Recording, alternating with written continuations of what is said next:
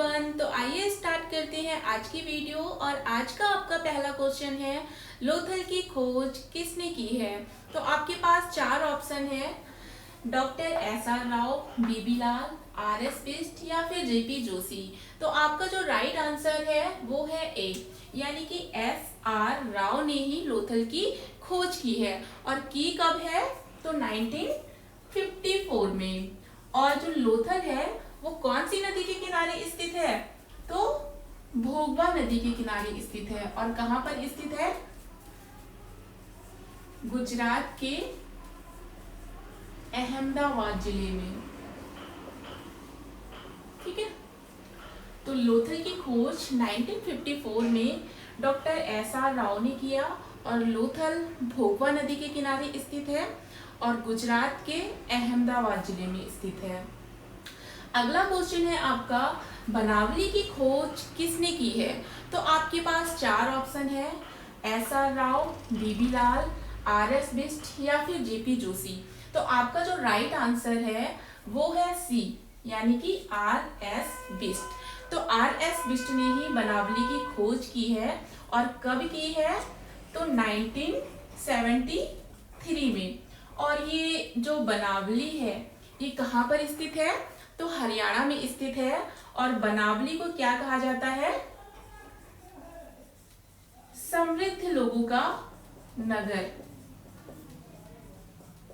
तो बनावली किस लिए प्रसिद्ध है, समृद्ध लोगों के लिए, समृद्ध लोगों के नगरों के लिए प्रसिद्ध है। तो इसका जो राइट आंसर है वो है सी।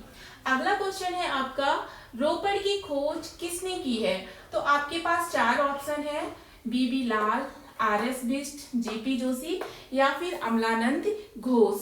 तो आपका जो राइट आंसर है वो है ए, यानी कि बीबी लाल। बीबी लाल ने ही रोपड़ की खोज की है। और कब की है, 1950 में। और रोपड़ कहाँ पे है, तो पंजाब में है। और रोपड़ किस नदी के किनारे स्थित है, तो सतलज नदी के किनारे स्थित है। ठीक है, तो रोपड़ सतलज नदी के किनारे स्थित है पंजाब में। और इसकी खोज 1950 ईस्वी में किसने की है, बीबी लाल ने की है। आपका अगला क्वेश्चन है, चनहूदड़ों की खोज किसने की है। तो आपके पास चार ऑप्शन है, बीबी लाल, एम जी मजुमदार, अमलानंद घोष या फिर यज्ञदत्त शर्मा। तो आपका जो राइट आंसर है वो है B, M G Majumdar. M G Majumdar ने चनहूदड़ों की खोज की है। और कब की है, तो 1931 में। और ये जो चनहूदड़ों है वो कौन सी नदी के किनारे स्थित है, तो सिंधु नदी के किनारे स्थित है। ठीक है, तो चनहूदड़ों की खोज एम जी मजुमदार ने 1931 में की है। और चनहूदड़ों सिंधु नदी के किनारे स्थित है। आपका अगला क्वेश्चन है, कालीबंगा की खोज किसने की है। तो आपके पास चार ऑप्शन है, बीबी लाल, एम जी मजुमदार, अमलानंद घोष या फिर जेपी जोशी। तो आपका जो राइट आंसर है वो है सी, यानी कि अमलानंद घोष।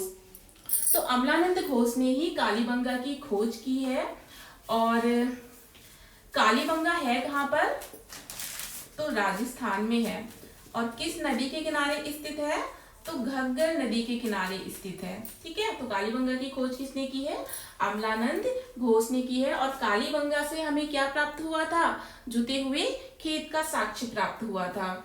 अगला क्वेश्चन है आपका, धौलावीरा की खोज किसने की है। तो आपके पास चार ऑप्शन है, जेपी जोशी, बीबी लाल, एम जी मजुमदार या फिर एस आर राव। तो आपका जो राइट आंसर है वो है ए, जेपी जोशी ने धौलावीरा की खोज की है। और कब की है, तो 1968 में की है।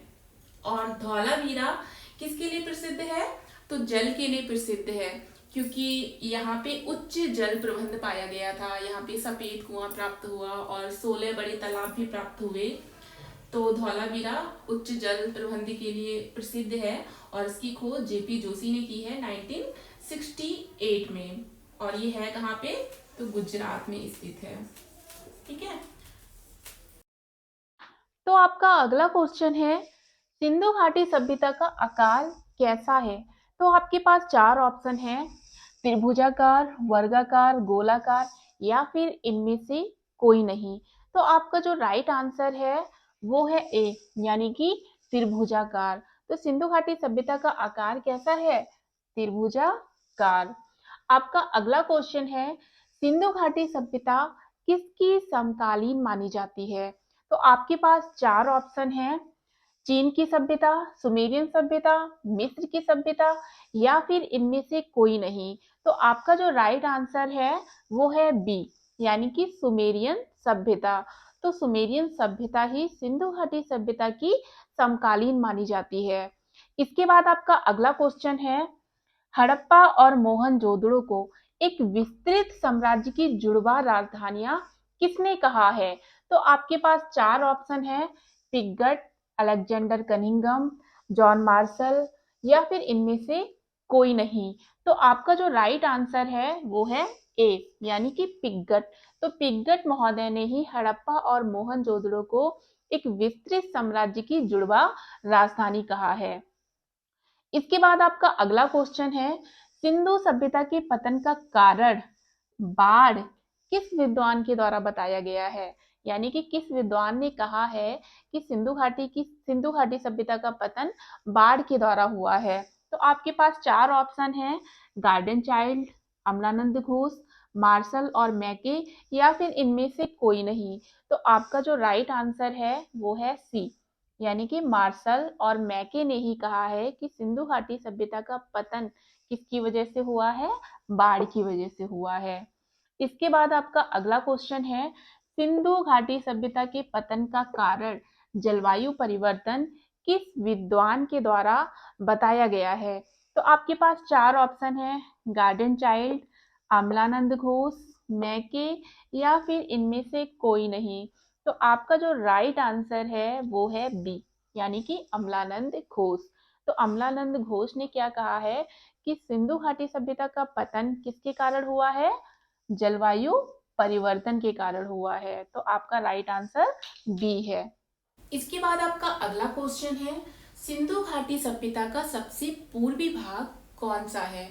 तो आपके पास चार ऑप्शन है, मांडा, आलमगीरपुर, दैमाबाद या फिर इनमें से कोई नहीं। तो आपका जो राइट आंसर है वो है बी, यानी कि आलमगीरपुर। तो आलमगीरपुर सिंधु घाटी सभ्यता का सबसे पूर्वी भाग है। आपका सेकेंड क्वेश्चन है, सिंधु घाटी सभ्यता का सबसे उत्तरी भाग कौन सा है? तो आपके पास चार ऑप्शन है, मांडा, आलमगीरपुर, दैमाबाद या फिर इनमें से कोई नहीं। तो आपका जो राइट आंसर है वो है मांडा। तो मांडा सिंधु घाटी सभ्यता का सबसे उत्तरी भाग है। बहुत बार ये क्वेश्चन पूछे गए हैं, देखो किस तरीके से। सिंधु घाटी सभ्यता का सबसे पूर्वी भाग कौन सा बताया मैंने अभी? आलमगीरपुर। और सबसे उत्तरी भाग कौन सा बताया? मांडा। और सबसे दक्षिणी भाग बताया है मैंने दैमाबाद। दौ से दक्षिणी और दौ से दैमाबाद। और बचा कौन सा? पश्चिमी भाग। तो सबसे पश्चिमी भाग है हमारा सुत का गेंदोर। ठीक है, तो इस तरीके से देखो, सबसे पूर्वी भाग आलमगीरपुर है, सबसे पश्चिमी भाग सुत का गेंडोर है और सबसे उत्तरी भाग मांडा है और सबसे दक्षिणी भाग हमारा दैमाबाद है। तो बहुत बार इसमें से क्वेश्चंस आ चुके हैं, तो ध्यान से देख लेना इनको। इसके बाद हमारा अगला क्वेश्चन है, कौन सी समाधि में मृतक को पहले पशु पक्षियों का आहार बनाया जाता है? तो आपके पास चार ऑप्शन है, पूर्ण समाधि, आंशिक समाधि, दाह कर्म या फिर उपयुक्त सभी। तो आपका जो राइट आंसर है वो है बी। आंशिक समाधि में क्या होता है, मृतक को पहले पशु पक्षियों के लिए खाने के लिए छोड़ दिया जाता है, उसके बाद भूमि में गाड़ा जाता है। ठीक है। और पूर्ण समाधि में क्या होता है कि मृतक को उसकी बहुत सारी वस्तु के साथ भूमि में रखा जाता है, गाड़ा जाता है। और दाह कर्म में क्या होता है कि पहले सबको जलाया जाता है, उसके बाद उसकी अस्थियों को कलश में रखकर भूमि में गाड़ा जाता है। तो इसका जो राइट आंसर है वो है बी। आंशिक समाधि में पशु पक्षियों का आहार बनाया जाता है मृतक को। ठीक है। इसके बाद आपका अगला क्वेश्चन है, सिंधु घाटी सभ्यता के समय किस देवता की पूजा की जाती थी? तो आपके पास ऑप्शन है पशु, वृक्ष, सूर्य या फिर उपयुक्त सभी। तो इसका जो राइट आंसर है वो है डी, यानी कि उपयुक्त सभी। पशु की भी पूजा की जाती थी, वृक्षों की भी पूजा की जाती थी, सूर्य की भी पूजा की जाती थी।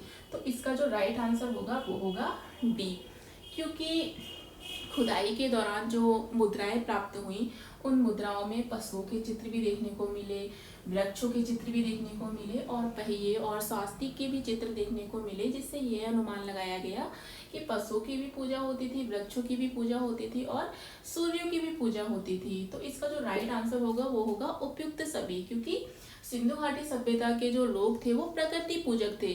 वो लोग पशु, वृक्ष, सूर्य, नदी, मातृ देवी, इन सब की पूजा करते थे।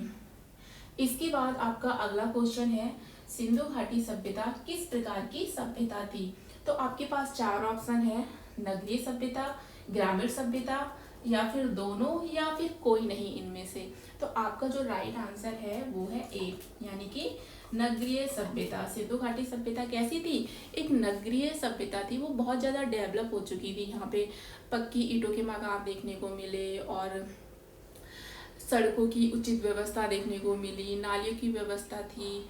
तो हम कह सकते हैं कि सिंधु घाटी की सभ्यता कैसी थी, एक नगरीय सभ्यता थी। इसी के साथ मैं अपनी वीडियो समाप्त करती हूँ। मिलते हैं नेक्स्ट वीडियो में। Thank you for watching.